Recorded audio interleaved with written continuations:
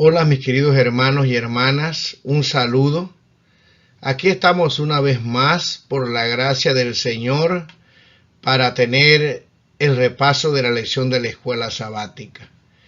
Tiene como título sobre quiénes ha llegado el fin y ya es la lección número 10. Pero antes que nada vamos a inclinar el rostro y pedirle a Dios que nos ayude. Padre nuestro que estás en el cielo, pedimos la sabiduría que viene de lo alto. Pedimos perdón por nuestros pecados. Pedimos que nos ayude, Señor, a poner en práctica lo que vamos a aprender. Quédate con nosotros desde el comienzo hasta el final, porque te lo pedimos en el nombre de tu Hijo amado, Cristo Jesús.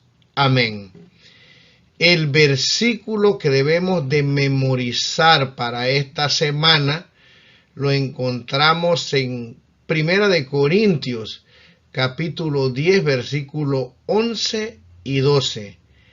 Estas cosas le sucedieron por ejemplo y fueron escritas para advertirnos a nosotros, a los que han llegado al fin del tiempo. Así que el que piensa estar firme, mire que no caiga. Muy bien, en estas 2 semanas, la lección en la introducción nos dice que vamos a estudiar acerca de la segunda venida de nuestro Señor Jesucristo. Vamos a estudiar el juicio investigador y la crisis final que tiene que enfrentar el pueblo de Dios. Esta semana vamos a estudiar que Dios ha guiado la historia, dice. Hay acontecimientos escritos en su palabra que nos van a ayudar a entender, a aplicar, a poder interpretar mejor las profecías del libro de Daniel y Apocalipsis. Dios ha guiado la historia, dice esta lección, y yo lo creo así, sin violar nuestro libre albedrío. Una sabiduría impresionante de parte del Señor, ¿verdad? En esta semana vamos a estudiar historias. La historia de el diluvio, la historia de Sodoma y Gomorra. Vamos a estudiar un poco acerca de la actitud de las personas cuando venga la ira del Cordero. Estudiaremos en esta semana también acerca del carácter de Dios, el encuentro que tuvo el Señor con el patriarca Abraham. Y también vamos a estudiar en esta lección acerca del juicio preadvenimiento o el juicio investigador. Tendremos o daremos algunas citas del espíritu de profecía que son muy interesantes y que nos van a ayudar a entender mejor estos temas. Así que lo invito para que realmente pueda ver la lección desde el comienzo hasta el final. Muy bien, vamos a comenzar con el día domingo. Muy bien, el día domingo tiene como título La ira del Cordero. Leemos en el libro de Apocalipsis, capítulo 6, versículo 2 al 17, lo siguiente. Y los reyes de la tierra y los grandes, los ricos, los capitanes, los poderosos y todo siervo y todo libre, se escondieron en las cuevas y entre las peñas de los montes, y decían a los montes y a las peñas: caed sobre nosotros, y escondednos del rostro de aquel que está sentado sobre el trono, y de la ira del Cordero, porque el gran día de su ira ha llegado, y ¿quién podrá sostenerse en pie? No cabe la menor duda que este pasaje nos enseña acerca de la segunda venida de nuestro Salvador. Lo primero que vemos aquí es que no hay distinción de clase social. Aquí habrán reyes grandes, ricos, capitanes, poderosos, libres, siervos, que están en una situación desesperada. El tiempo de gracia se cerró y ya no hay la más mínima esperanza. El evangelio fue predicado a toda nación, toda tribu, toda raza y toda lengua. Cada persona hizo su decisión. Será una decisión intelectual. La Biblia dice que el sello de Dios se pondrá en la frente, ¿verdad? Y la marca de la bestia también se pondrá en la frente y en la mano.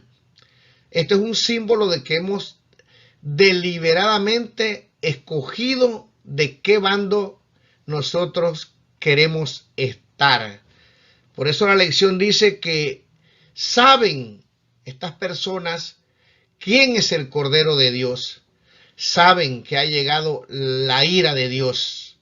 Y tristemente estas personas, aquí claramente la lección y la palabra del Señor nos dice que la razón por la cual lamentablemente se pierden es porque no quisieron creer. Pero hay otro pasaje que está en este día que encuentro que es muy interesante.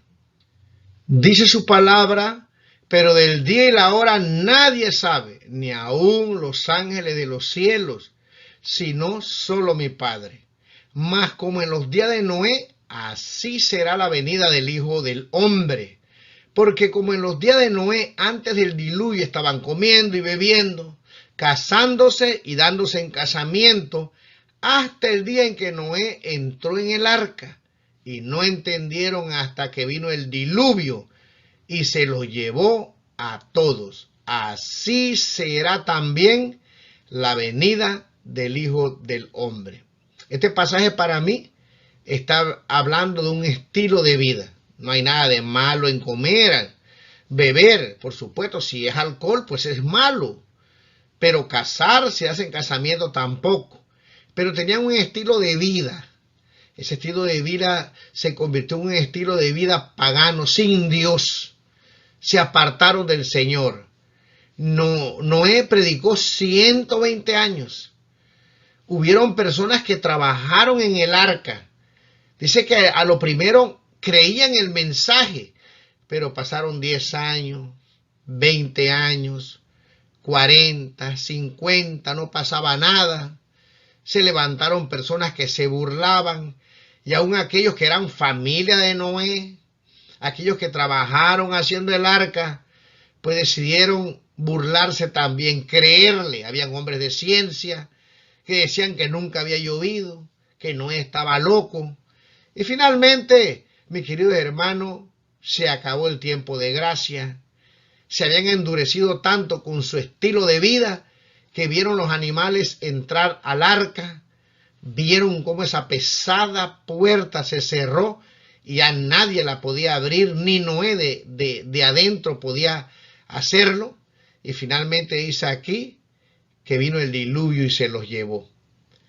Hay personas que les gusta la adrenalina espiritual para estar preparados. Hay que predicar la verdad presente. Yo creo en eso. Debemos predicar las profecías. Yo predico de las profecías también. Los acontecimientos anuncian que Cristo viene pronto. Pero no es eso lo que me mantiene a mí para esperar a mi Señor. Es porque lo amo, porque quiero ir. Quiero que las personas que no conocen de la palabra se enteren que Cristo viene pronto. Pero tú y yo debemos tener un estilo de vida para estar preparados para irnos con el Señor hoy. Y si tuviéramos que descansar, ya explicamos que Dios a veces, en la lección pasada, ¿verdad?, deja que el curso natural de las cosas continúen. 20 años más posiblemente yo no esté en este mundo. Estaré tal vez sepultado. Pero espero bajar a esa sepultura con la esperanza de que el Señor me resucite y pueda estar con mis seres amados, queridos, pueda ir con Cristo por la eternidad. Pero si el Señor viniera mañana, si viniera en una semana, Aquí dice que pero del día y la hora nadie sabe. Elena dice que cualquiera persona que ponga fecha o que trate por lo menos de decir cuándo es que viene tal día, esa persona está totalmente equivocada. Nadie sabe. Hay personas dentro de la iglesia que están poniendo fechas. No se deje engañar. No se preocupe por la adrenalina. Prepárese. ¿Cómo se prepara uno? Estudiando las escrituras. ¿Cómo se prepara uno? Anunciando que Cristo viene pronto. ¿Cómo se prepara uno? Orando al Señor, esperándolo cada día. Si viene hoy, gloria a Dios. Si viene en un mes, gloria a Dios. Si viene en 1000 años, gloria a Dios. No importa. El que descanse en Cristo, aunque pasen 3000 años, cuando se despierte será como el despertar del dormir natural que tenemos. Así que, mis queridos hermanos, lo que esta lección nos pide en este día es que tengamos un estilo de vida que glorifique a Dios. Necesitamos estar preparados por amor, no asustados, sino porque esperamos y amamos al Señor. Y cuando Él venga, cuando Él quiera venir, es la decisión correcta. Él sabrá cuándo venir. Así que, mis queridos hermanos, que Dios nos ayude para cuando venga podamos estar en el grupo que lo espera y no en el grupo que está pidiendo a las peñas y a los montes que les caigan encima para que sean escondidos de la ira de Dios. El día lunes tiene como título la evangelización de Noé.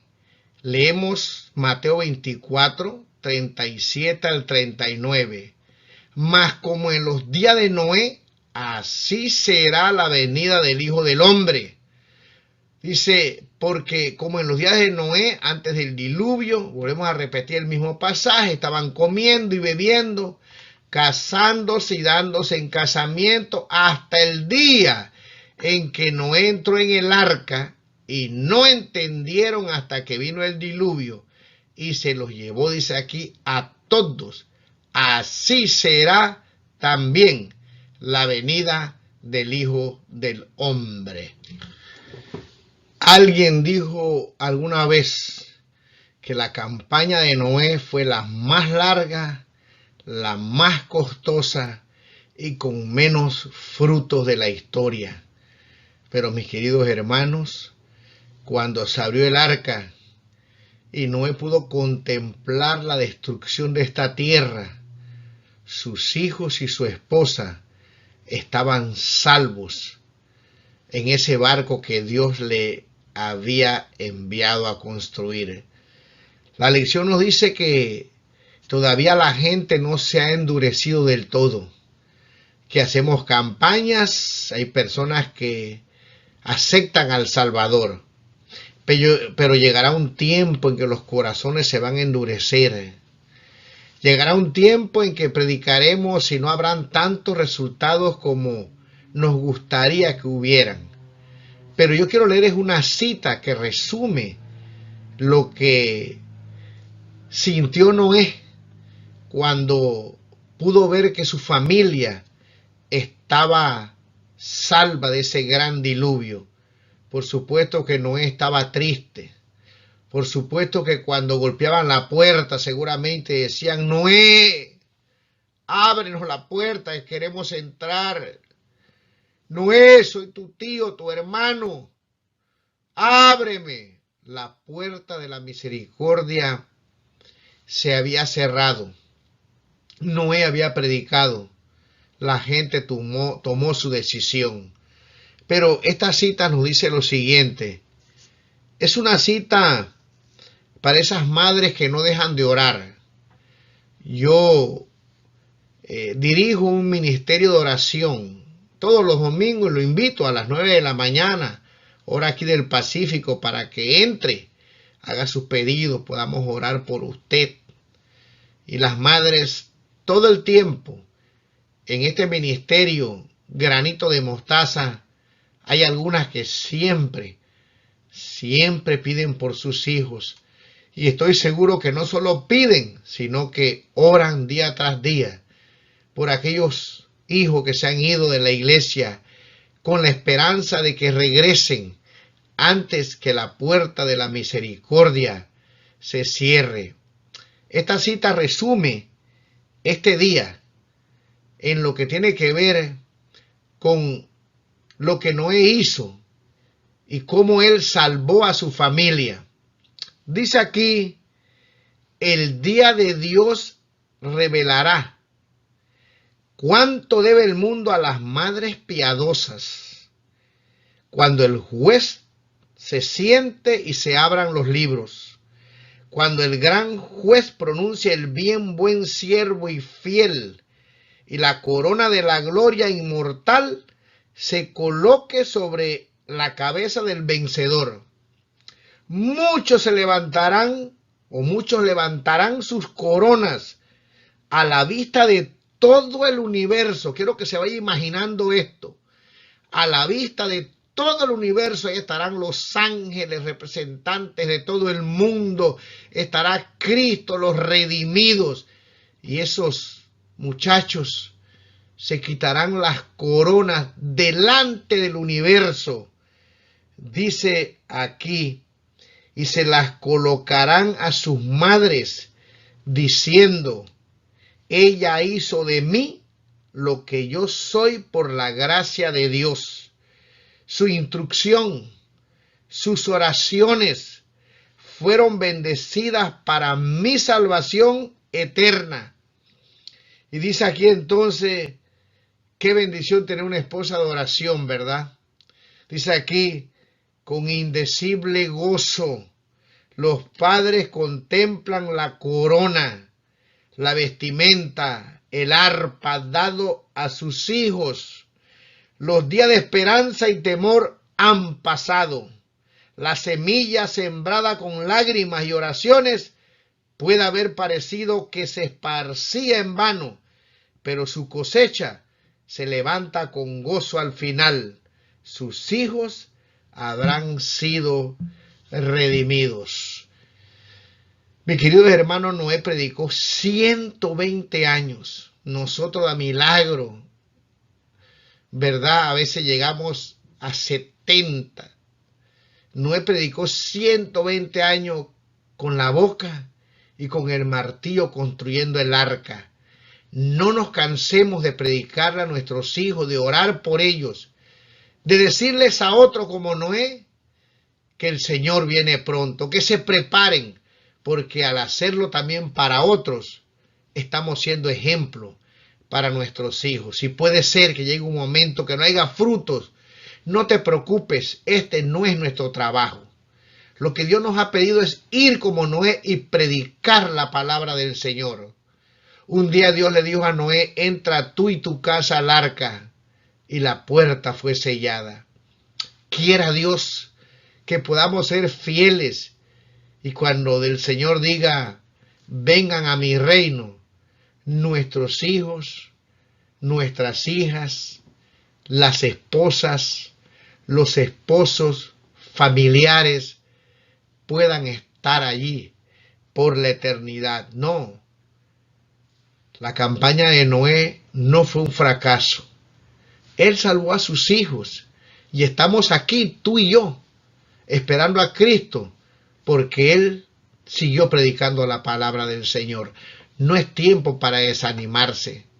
Yo escucho a muchas personas decir, mi abuelo esperaba al Señor, mi tatarabuelo esperaba al Señor, mis padres lo esperan. Yo estoy joven y seguramente el Señor no vendrá. Mi querido hermano, Cristo vendrá a la hora que Él ha decidido, a la hora que el Padre en su sabiduría crea que debe de venir. Tu trabajo es predicar como Noé. Al hacerlo, no solo te salvarás tú, no solamente predicarás para que otro se salve, sino que tus propios hijos pueden, mis queridos hermanos, estar por la eternidad. Me impresiona esta cita, verlos con el arpa, verlos salvados con las vestiduras blancas y verlos allí, saber que nunca más van a morir, que nunca se me van a enfermar. Tengo un hijo que trabaja de noche y cada vez que se va yo hasta dormido oro por él. Que Dios me lo proteja, que me lo cuide, que cuando viene en la mañana manejando no me le pase nada, que Dios lo proteja, que crea en el Señor. A veces discuto con él que tenga fe en Cristo, ¿verdad? Tengo dos que no están en la iglesia y oro por ellas. Me da tristeza y tengo la fe, la esperanza de que ellas también volverán a los caminos del Señor. Y me da tristeza. A algunos le da hasta pena pedir por sus hijos porque creen que hay fracaso y le da pesar que la gente se dé cuenta. Pues, mi querido hermano, oremos los unos por los otros. Realmente los jóvenes están abandonando la iglesia, pero el mensaje, si se los dimos, si seguimos construyendo el arca espiritual, ellos están observando y la semilla está en el corazón. Aquí dice que se quitarán las coronas, ¿no? Hasta celo me da con las madres, pero me da alegría porque tener una esposa que ora y que se preocupa por la espiritualidad es una bendición. Por lo tanto, para pensar, para analizar qué clase de esposa eres tú. Y por supuesto, esto no es para culparte, sino para hacerte un llamado que ores. Y también al esposo, para que predique la palabra, para que sea un sacerdote del hogar. En fin, lo que quiero decirte es, construye el arca, pero entra para que tengas vida eterna. Cree en el Señor. Había una pregunta en la lección al final que me parece que vale la pena responderle en una forma personal. ¿Cómo podemos aprender a no desanimarnos si nuestros esfuerzos personales de evangelización no parecen dar mucho fruto por el momento? ¿Por qué debemos seguir esforzándonos? Y hay un pasaje que está aquí en San Juan, capítulo 4, versículo 37, que dice, porque en esto es verdadero el dicho, uno es el que siembra y otro es el que ciega. Pudiera dar testimonio y contar muchas historias acerca de esto, pero solamente quiero decir dos pequeñas. Una vez venía viajando de Texas para aquí, la Colombia británica, British Columbia, y paré en una iglesia, como siempre hago, era sábado, paré, fui al culto, y entré, y para mi sorpresa, en esa iglesia solamente habían 5 hermanos. Una hermana estaba en el piano, la persona que iba a predicar y la lección de la escuela sabática, que eran el maestro, 2 más y nosotros que llegamos en ese momento, mi esposa, mi hijo y yo. Y bueno, es verdad, llegamos a la escuela sabática, así que comenzaron la lección, comenzamos a hablar, se terminó el culto. Y allá con mucha solemnidad dijo el predicador, que estaban muy viejitos, todos eran muy viejitos, dijo, queremos invitarlo a una sabrosa comida. Y nosotros, bueno, ¿verdad? Aceptamos, nos quedamos, pero cuando fuimos al lugar donde estaba el hall, donde estaba el lugar donde íbamos a comer, hermano, ahí había comida como para unas 60 personas. Yo quedé impresionado, porque hay veces nosotros los hispanos, no sé, en su iglesia, hacemos comida y en vez de bendición a veces como que hay algunos problemas, como que uno no trae una cosa, como que el otro trae menos, y en estas cosas gira, en vez de ser una bendición a veces, estas cosas terminan con problemas, si no se hace con amor. Algunos no quieren limpiar nada, se sientan, se van, otros son los que todo el tiempo hacen todo. Es una pena que yo tenga que decir esto aquí en este repaso de la lección de la escuela sabática. Pero si lo hiciéramos pensando como estos viejitos pensaban, mis queridos hermanos, nuestra iglesia sería diferente. Y entonces yo impresionado les pregunté, pero ¿por qué tanta comida? me dijeron, siempre estamos preparados por si vienen visitas para darle lo mejor. Mi querido hermano, era una iglesia que todos los jóvenes se habían ido.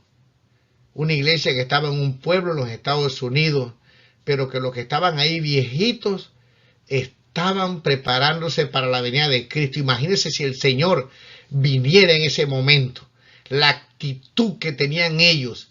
Ay, mis queridos hermanos, aquí dice, ¿cómo no debemos desanimarnos? Usted predique. Aquí dice que hay unos que siembran, otros que cosechan. Lo importante no es quién siembra y quién cosecha, sino que Cristo sea glorificado. Porque en realidad el único que transforma los corazones es Dios. No eres tú ni soy yo. Y cuando damos estudios bíblicos, hacemos una campaña, el único que debe ser glorificado es el Espíritu Santo. Y otra cosa que quiero decir, es una Biblia que regalé hace 20 años atrás. Y hace algunos meses atrás me escribió el hermano esta persona que le regalé la Biblia y le había dado algunos estudios, no todos, me mandaba un mensaje que en un momento de tristeza, de angustia, encontró la Biblia, encontró lo que yo le había escrito y firmado, comenzó a estudiar y finalmente decidió entregarle su vida al Señor Jesús. Y me mandó un mensaje después de 20 años, si yo estaba vivo todavía, para que me dijera que muchas gracias por haberle obsequiado esa Biblia y haberle hablado del Señor. Mi querido hermano, el trabajo de la conversión, el trabajo de sembrar, de cosechar, es algo que realmente, pues, el único que lo hace fructificar es Dios. Sembremos la palabra, seamos sembradores, dejemos que alguien coseche, ¿verdad? No nos desanimemos porque hagamos algo y no resulta. Noé no se desanimó en 120 años, predicó hasta lo último y logró, como hemos dicho ya, salvar a su familia. Hazlo por ti, hazlo por tu familia, déjale resultado a Dios, predica. Nosotros, hay algunos duramos 20, 30 años en la iglesia, 10, algunos ni 5, como dice la parábola de los terrenos, y abandonan el camino del Señor. Aférrate al Señor, no te vayas, quédate, porque Dios cumplirá su promesa. Muy bien, martes tiene como título la historia de Sodoma y Gomorra. Leemos aquí, he aquí que esta fue la maldad de Sodoma tu hermana.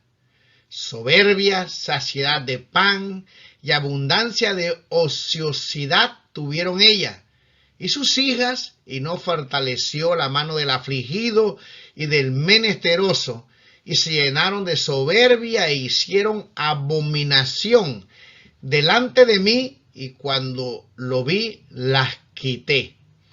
La lección nos habla que estas ciudades, la destrucción de ellas, están escritas en la palabra del Señor para que nosotros podamos ser advertidos. Aquí está la lista de pecados que cometió esta ciudad, por la cual Dios tuvo que destruirlas. Y realmente la causa principal, según el espíritu de profecía, es que estas ciudades, así mismo, como dice Ezequiel, el capítulo 16, eran muy ociosas. Como dice una vez más el espíritu de profecía, mente desocupada es un taller de Satanás, ¿verdad?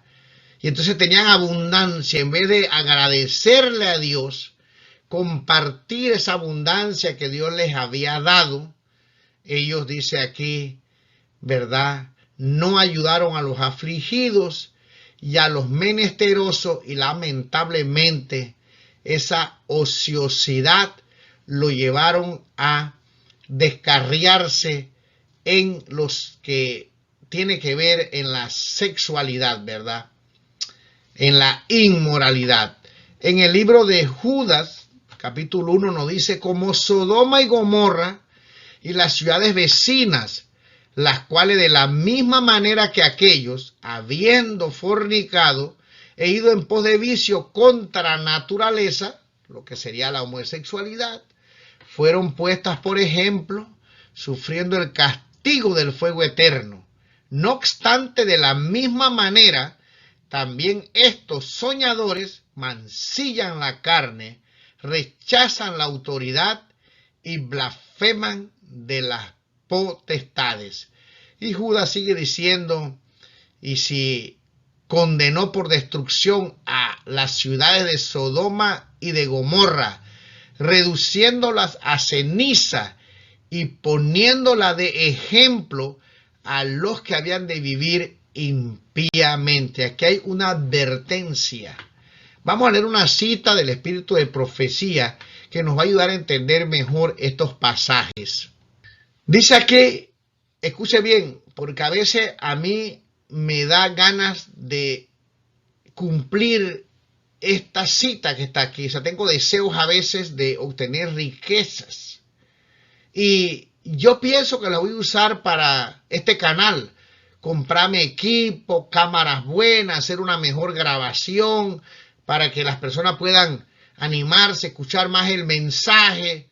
Pero después leo esta cita y se me quita la gana de meterme en problemas y le pido a Dios entonces que sí necesito comprar algunas cosas para mejorar este canal y algunas cosas más. Yo digo que para ayudar a ciertas personas que a veces surgen necesidades, pero termino orando cuando me acuerdo de esto: Señor, haz tu voluntad y no la mía. Si me vas a dar algo para perdición, no me lo des, no sea que me pase como Salomón, ¿verdad? Que Dios lo llenó de abundancia hasta que sobreabundó, y ustedes saben ya lo que sucedió. Dice aquí, nada desean los hombres tanto como la riqueza y la ociosidad. Y sin embargo, estas cosas fueron el origen de los pecados que acarrearon la destrucción de las ciudades de la llanura. La vida inútil y ociosa de sus habitantes los hizo víctimas de las tentaciones de Satanás, desfiguraron la imagen de Dios y estaban más cerca de Satanás que de Dios. ¿Cuál fue la causa, dice, que acarreó la destrucción de estas ciudades? La ociosidad. ¿Y cómo viene la ociosidad? Con lo que nosotros deseamos, la riqueza, porque entre más dinero tenemos, menos trabajamos, más nos dedicamos a hacer otras cosas, pero lamentablemente el ser humano se desvía del camino de Dios.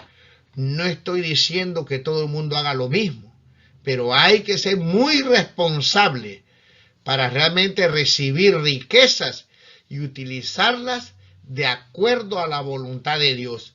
Por lo tanto, esa abundancia que Dios le dio a estas naciones, a estas ciudades, provocó toda esta carga de pecados que lamentablemente llevaron a la destrucción de ellas mismas. Otra cita que tenemos en el Espíritu de Profecía nos dice, y ahora se acercaba la última noche de Sodoma. Las nubes de la venganza proyectaban ya su sombra sobre la ciudad condenada. Pero los hombres no la percibieron. Mientras se acercaban los ángeles con su misión destructora, los hombres soñaban con prosperidad y placer. El último día fue como todos los demás que había llegado y desaparecido. La noche se cerró sobre una escena de hermosura y seguridad.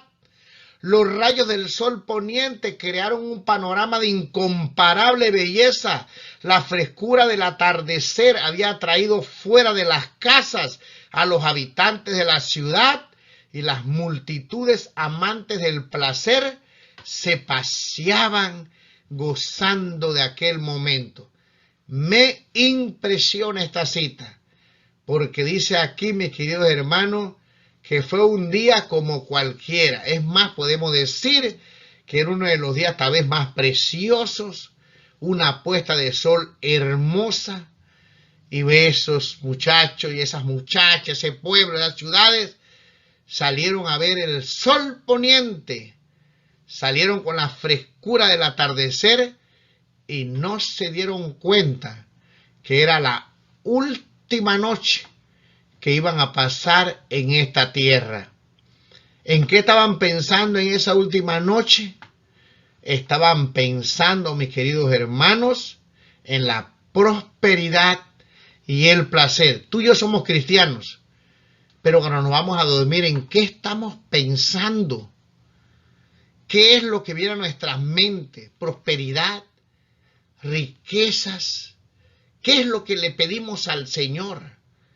Puede ser que el Señor no vaya a venir en ese momento y acabe este mundo, pero puede ser, como dijo el Señor, que nos toque descansar por cualquier razón. Esta semana mi cuñada tuvo un ataque del corazón, pido que oren por ella. Mi esposa viajó, ¿verdad? Le dije, ve a ver a tu hermana antes que suceda algo y la veas y puedas hablar con ella. Porque una vez que las personas descansan, ya no podemos hacer absolutamente nada, ni decirle nada.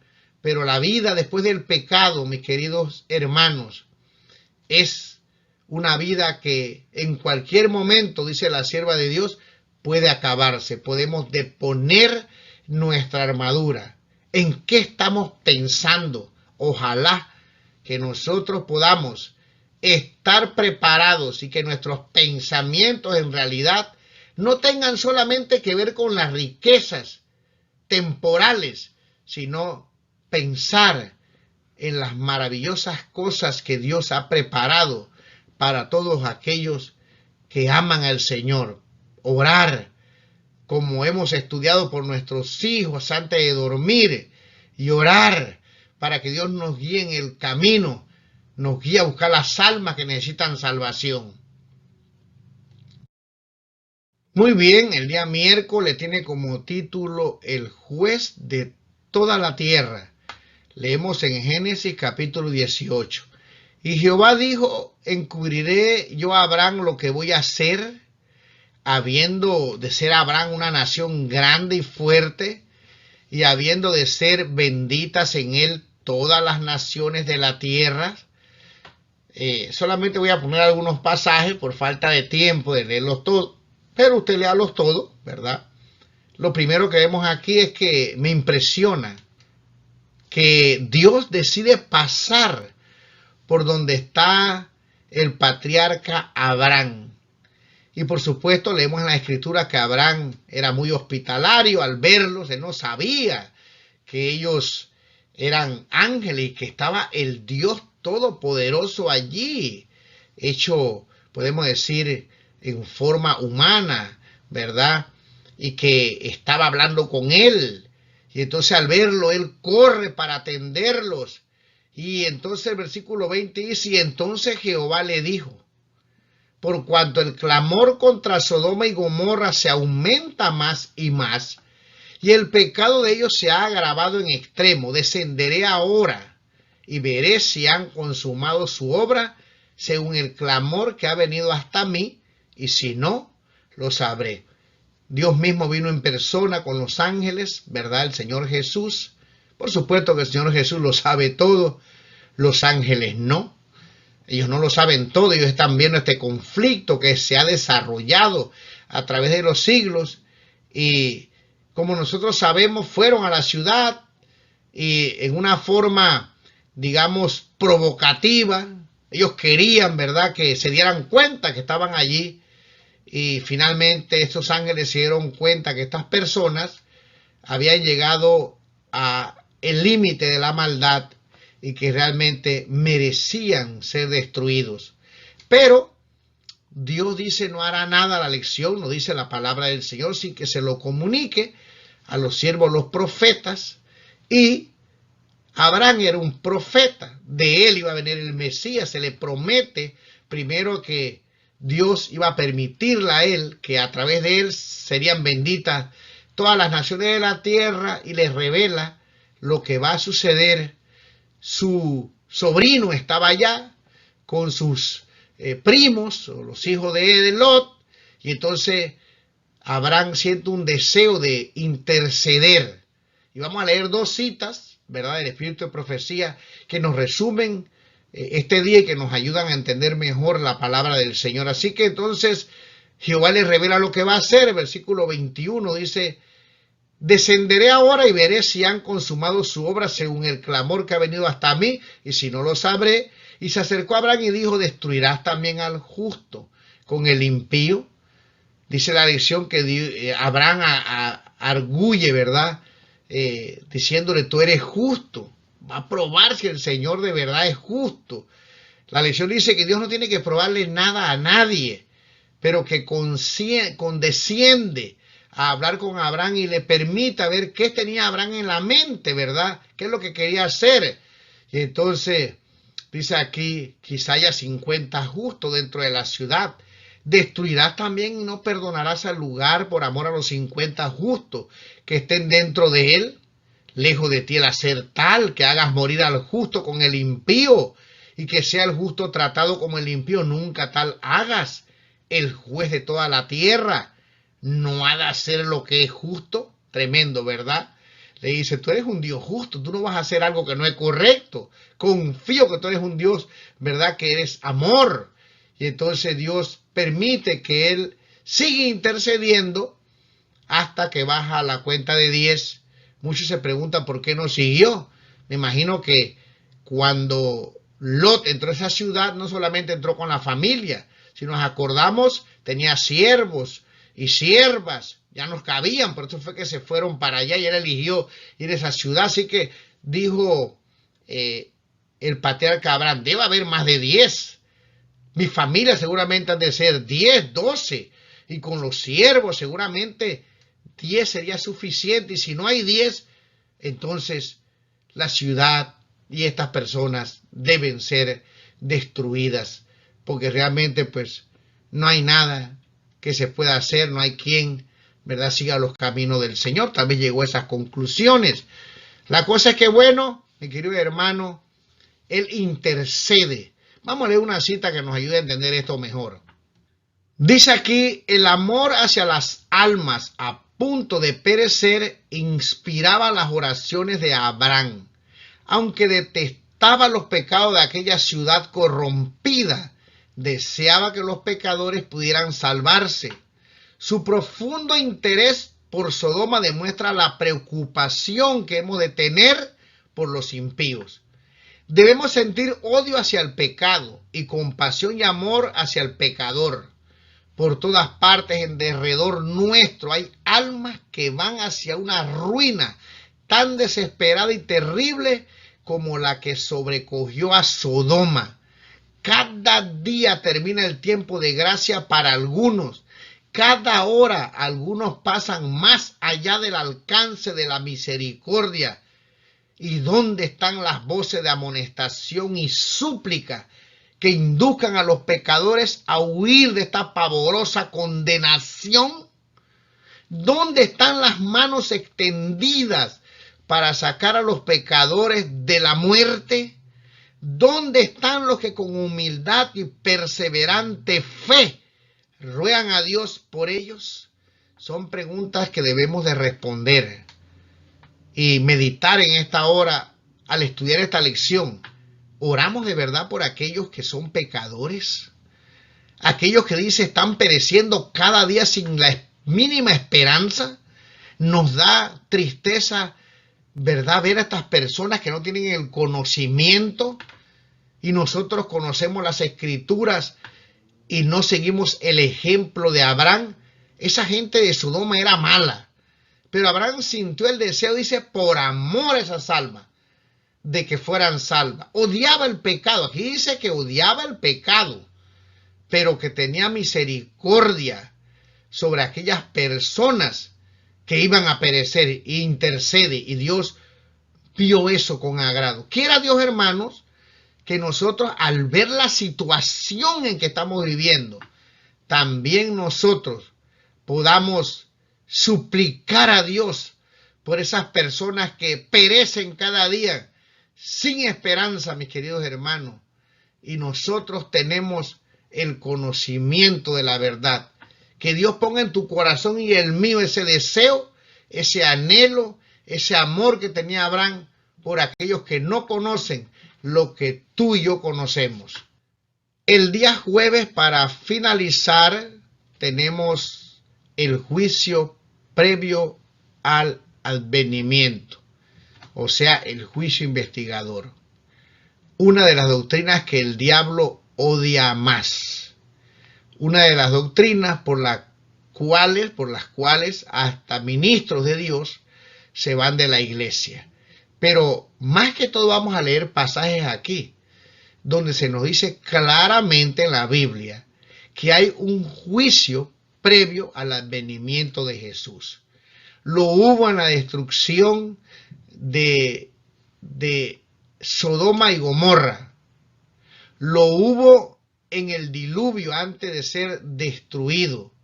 Y lo va a haber antes que Cristo venga a esta tierra. Leamos esos pasajes que nos dicen claramente acerca de un juicio previo antes de que el Señor ponga fin a este mundo.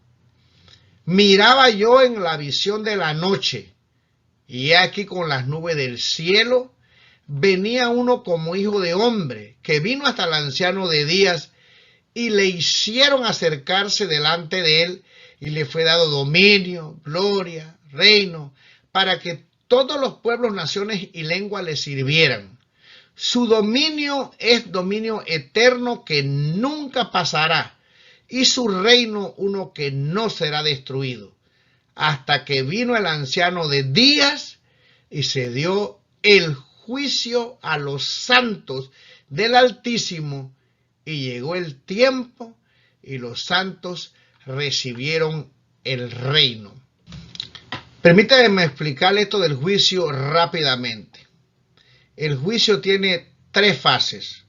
Primero, se va a hacer un juicio con todos aquellos, no importa la iglesia, todos aquellos que han aceptado a Cristo como su Salvador. Cada persona será juzgada. Ese juicio en realidad es para expiar los pecados, para borrar los pecados, para que podamos pedir perdón. No tenemos por qué perdernos si le pedimos perdón a Dios y que nos ayude para poder creer y vivir una vida en Cristo Jesús. Ese juicio dará como resultado que nosotros nos vayamos con Cristo por 1000 años. Durante esos 1000 años nosotros vamos a estudiar todos los casos, me imagino los casos que cada uno quiere ver. Yo realmente no tengo interés en ver nada, pero seguramente vamos a tener que hacerlo porque hay preguntas, así como Abraham le preguntó a Dios, ¿vas a destruir el impío con el justo? Habrán sorpresas. El espíritu de profecía dice que habrá sorpresas. Personas que creemos que debieran estar allí, tal vez no estén. Y personas que estarán allí y pensábamos que no iban a estar, y entonces los libros serán abiertos. Por supuesto, los que estemos allá, no creo que vamos a dudar ni a preguntar por qué está mi hermano aquí. Nos vamos a alegrar de que estén allí. Pero los que no estén, muchos querrán saber, la esposa si no va a ir, el esposo, el hijo si no pudo, ¿por qué no están ahí? Y los libros serán abiertos. Y entonces estudiaremos, ¿verdad?, esos casos, aún lo de los ángeles, como veremos en otros pasajes aquí.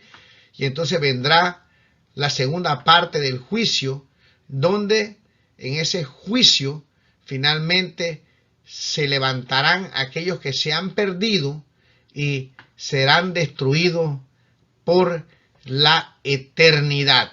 Entonces leemos otro pasaje más, nos dice, y vi tronos y se sentaron sobre ellos los que recibieron facultad de juzgar, y vi las almas de los decapitados por causa del testimonio de Jesús y por la palabra de Dios, los que no habían adorado a la bestia ni a su imagen y que no recibieron la marca de su frente ni en sus manos, y vivieron y reinaron con Cristo 1000 años. Lo que acabo de explicar, ¿verdad?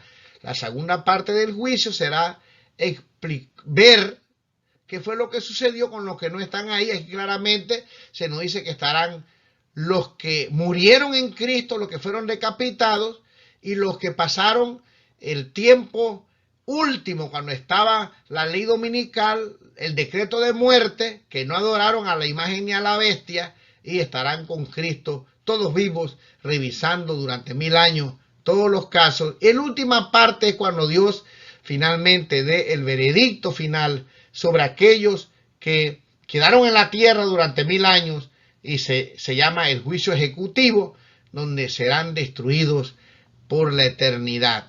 Dice aquí, bienaventurado y santo el que tiene parte en la primera resurrección, que es la que nos vamos con Dios por 1000 años, con el Señor Jesús.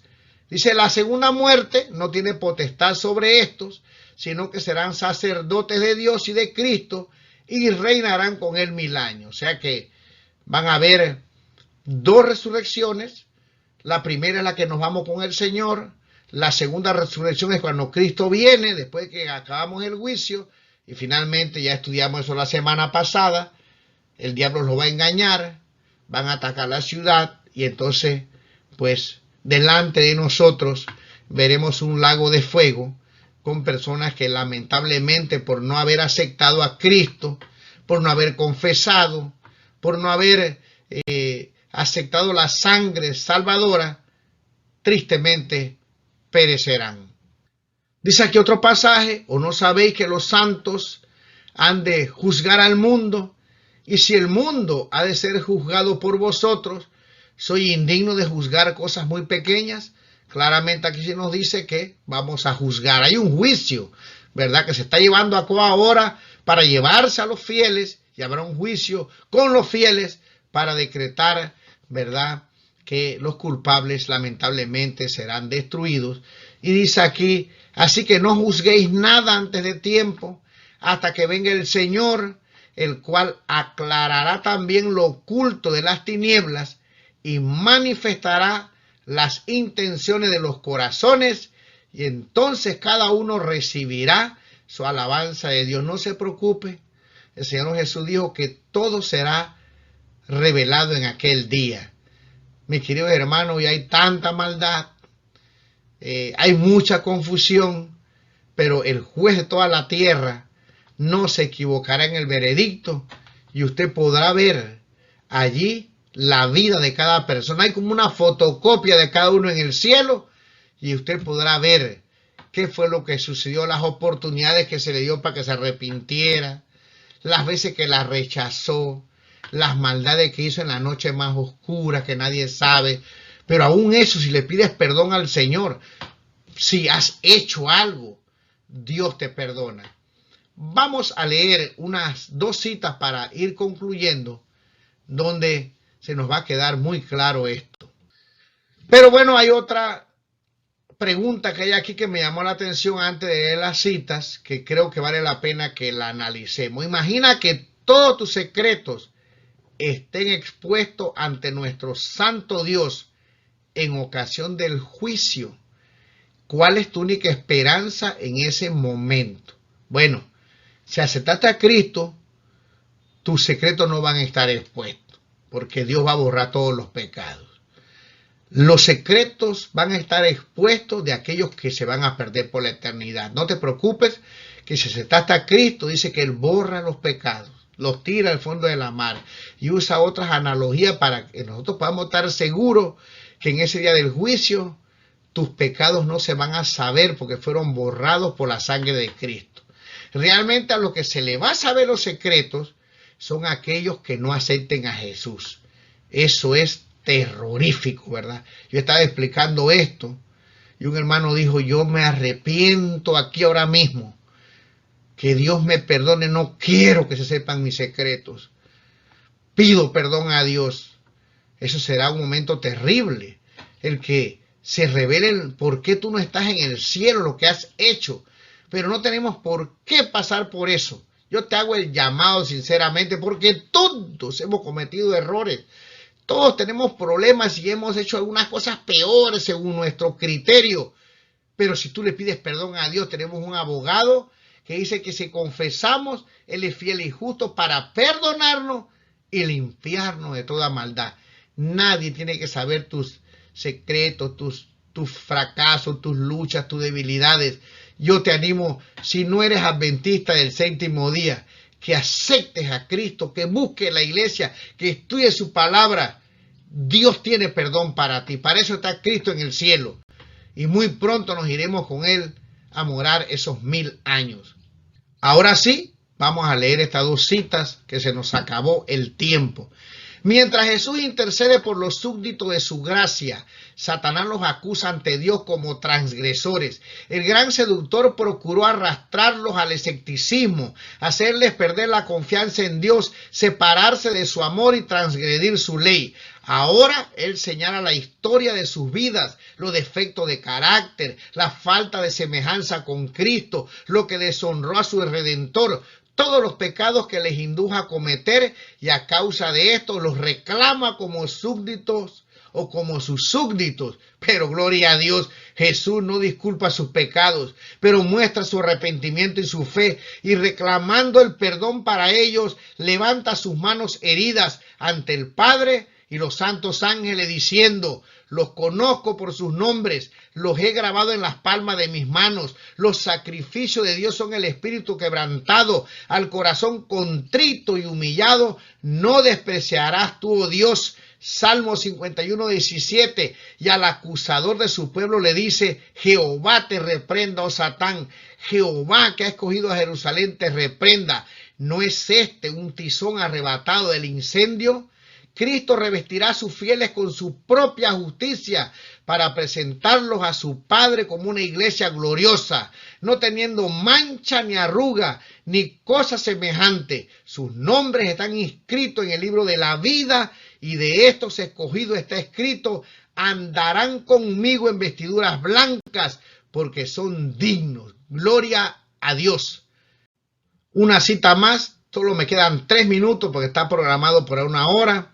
Dice aquí: por la fe podemos mirar la vida futura y confiar en las promesas de Dios respecto al desarrollo de la inteligencia, a la unión de las facultades humanas con las divinas y a la relación directa de todas las potencias del alma con la fuente de luz. Podemos regocijarnos de que todas las cosas que nos confundieron en la providencia de Dios serán entonces aclaradas. Las cosas difíciles de entender recibirán entonces explicación, y donde nuestro entendimiento finito solo descubría confusión y designios quebrantados, veremos la más perfecta y hermosa armonía.